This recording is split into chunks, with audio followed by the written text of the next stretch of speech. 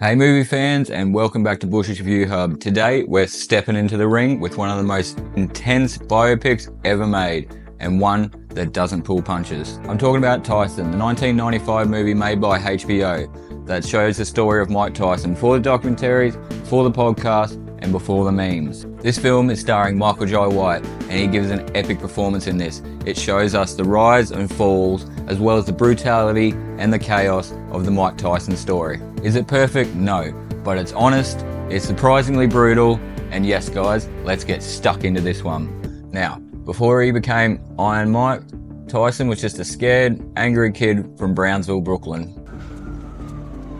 Freeze! There they are. The film kicks off showing us a neglected child that's been arrested a dozen times before the age of 13 and put into a system that chews kids up and spits them out. But this is where the story shifts, and to Cus D'Amato, a mentor, a father figure, a strategist, and the man who helped turn all that rage into discipline. The early part of the film might feel familiar if you've seen modern sports biopics, but in Tyson, it feels raw, it's not sanitized, it hurts. Alright guys, let's have a chat about Michael Jai White. This guy doesn't just play Mike Tyson, he becomes him. The voice, To turn my fear into fire. the physicality, the unpredictable mood swings, and the mix of intelligence and immaturity. It's all there. Now guys, you gotta remember, this was 1995, and Michael Jai White wasn't a big star. This was his breakout role, and I gotta admit, his performance in this was electric. He just wanted to be, seen as a good actor, and first movie coming out, and he just wanted to show what he was really good at, acting and martial arts. Whether he's intimidating opponents or quietly breaking down in isolation, he captures the contradictions that made Tyson such a mystery. And I feel honestly that this movie succeeded a lot because of how Michael Jai White portrayed Mike Tyson. Like in a lot of scenes, he showed you sympathy and fear in the same scene. And that's really cool to see, guys. Now to me guys, Mike Tyson's rise to the top wasn't just quick. It was like you're in Charlie and the Chocolate Factory going in the glass elevator, and he just pounded through that roof like wow. In actual fact, he was the youngest heavyweight champion at that time, and he was undefeated, and he was known to destroy his opponents in under 2 rounds. Now that's pretty insane, especially for a young fella back then. And the film captures that energy. The fight scenes are gritty, less Hollywood style, more stripped down like you're actually in the ring. But what's honestly fascinating is how Mike Tyson deals with the trauma and media that is always harassing him during this time of his life. The loss of Cus D'Amato wasn't just sad, it was a turning point. Tyson lost his anchor, his foundation had cracked, and the movie doesn't shy away from showing it. From here, things start to spiral. And you gotta understand it guys, I'm growing up in a bad area and not really having the best parental support isn't really the best, and especially for a guy of this stature who has obviously been able to turn that anger and hatred and sadness into something more and turning into a sport where he can actually put out that anger and hatred. And he doesn't probably necessarily mean to hurt people, but he's just letting it out himself. Just like to jump in quickly guys, say thank you to all my old subs for liking and watching my videos. Anyone that's new that's watching, don't forget to like, subscribe, and check out some of my other content. Now, let's get back into this review guys. And to me guys, at this stage in the movie is where really it turns from a sports movie into what's happening to Mike Tyson. And as well guys, one thing that I really like about this movie, and you gotta watch it, trust me, is honestly it doesn't actually glorify his fall. It actually lays it bare for you guys. The abuse allegations, the toxic relationship between him and Robin Givens, and then obviously the convictions that come with that. Now, not saying he did or he didn't, that's just a movie. We're just doing a review guys, so let's just remember that. So if you are interested in it, definitely go check out this movie. And yeah, of course, some scenes are hard to watch, but again, it's just a movie and you got to see it, that it's not,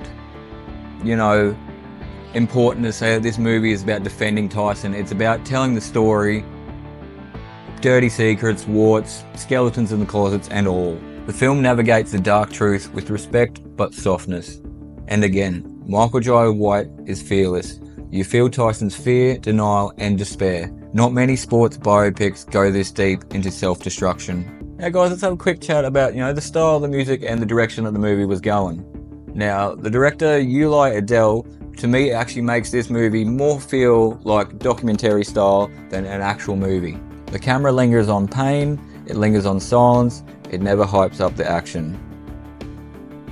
Even the music is subtle. No dramatic strings, just mood, atmosphere, tension. And you know, the editing style jumps around a little bit, it's a little bit erratic, but that's actually intentional because it works with how Mike Tyson's, you know, irrational behavior and style goes, and that's how it really works in well with the movie. And to me, guys, that's what makes the film actually work. It's not about being a Hollywood movie, it's about telling the truth.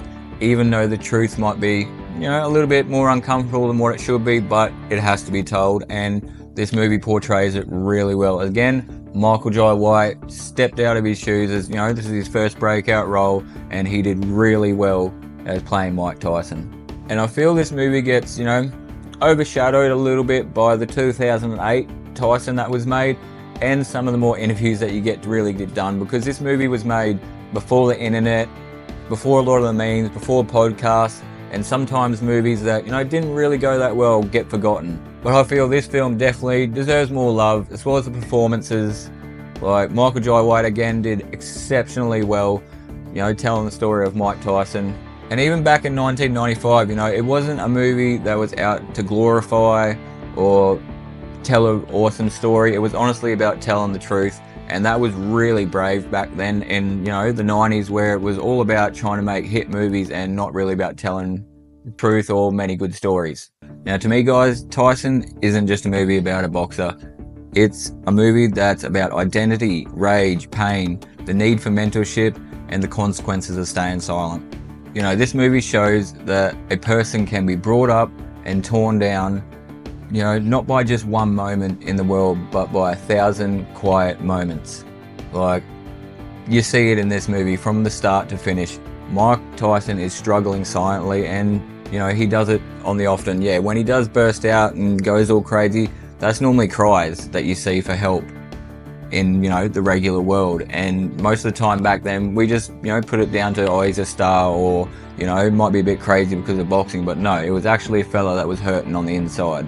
And honestly, guys, whether or not you're a boxing fan or not, this movie has definitely to say about trauma, masculinity, and about legacy. And that's why Tyson is still a movie that's definitely worth watching today, guys. Alrighty, guys, we've come to the end, as usual. Now, I want to hear about what you think about the Tyson movie. Have you guys seen it, or haven't you seen it? Definitely go out and check out this bad boy. It's a really good movie. As well as, if you do see it, I want to know your thoughts about it. If, you know, it changed your opinion on Mike Tyson, or it confirmed what you already thought. As well as another one, I want you to let me know in the comments if you think that Michael Jai White deserves more recognition for this role. I think he does. He played an epic Mike Tyson, and he's always been seen as, you know, a B-grade actor, but I really like Michael Jai White, especially when he played the character of Spawn. Now, just like to say again, guys, thank you to all my old subs for liking and watching my videos. Anyone that's new that's made it this far, don't forget to like, subscribe, and also check out some of my other videos. You might just like them, guys. And as usual, I will catch you guys on the next one.